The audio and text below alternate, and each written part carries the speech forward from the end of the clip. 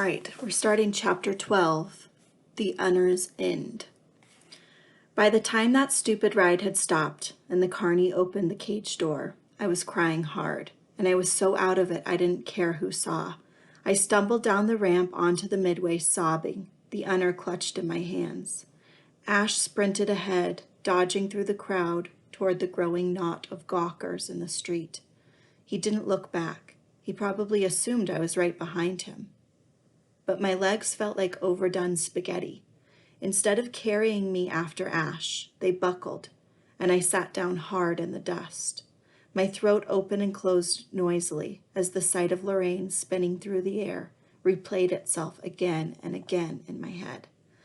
This outcome was as bad as the first, maybe worse because I felt doubly responsible for it. If I hadn't fooled around with fate, Rainey wouldn't have even been at the carnival. Even if she was annoying, I didn't want to see her hurt. I liked her, and I loved my sister. How could I choose which one of them would get hit by a truck? I had no clue. I thought I could change things for the better, but instead I'd messed them up more than ever. Now I saw the truth.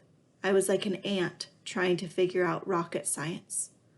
I was never going to get it. My brain just wasn't big enough. I grabbed a fistful of my hair and pulled. It hurt. I was so mad at myself, at the world, I pulled it again. "Are you Gib?" said a voice from above. I looked up. Someone stood silhouetted in one of the brilliant lights along the midway. I nodded, squinting, thinking maybe the old man from the woods had returned to help me.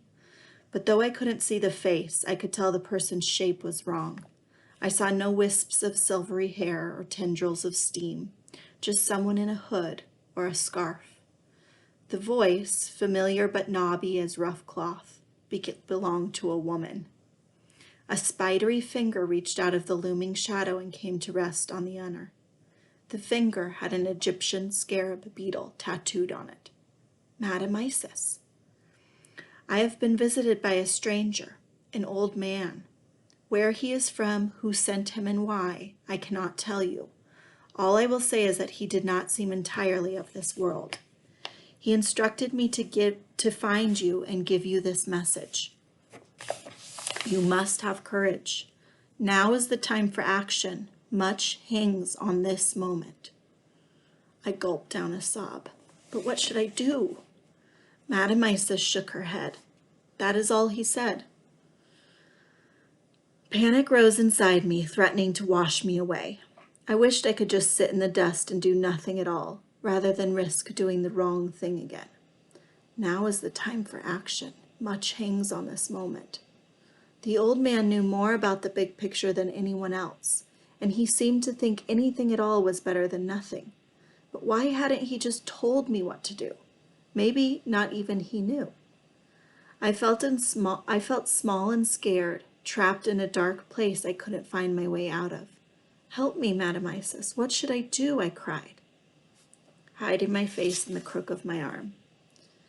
I felt a gentle touch on my shoulder, and when I looked, I saw the fortune teller had knelt down beside me.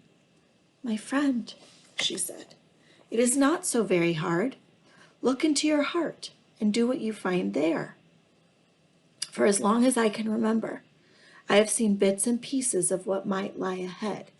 And I can tell you this, what happens matters less than knowing you did your best. Only the heart knows what that may be. She looked kind and wise, and I believed her. I tried to steady myself. I'd never felt so stupid before. Follow my heart. I couldn't even tell what my brain wanted, let alone my heart. Then it came to me. There was one thing I wanted with every speck of me. I wanted Roxy and Rainey both to be all right. And there was only one possible way to get that. Use the Unner again. How much more of this night could I stand to relive? As little as possible, I thought.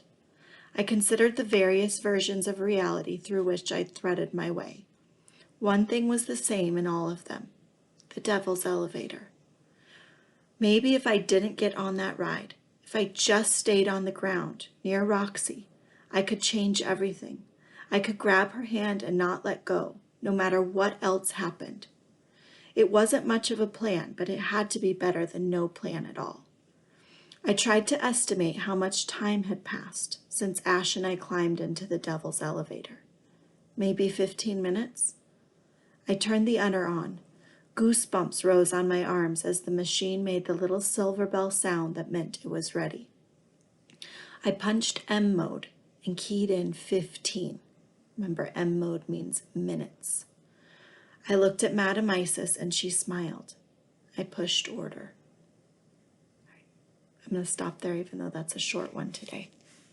You'll have to see what happens next time.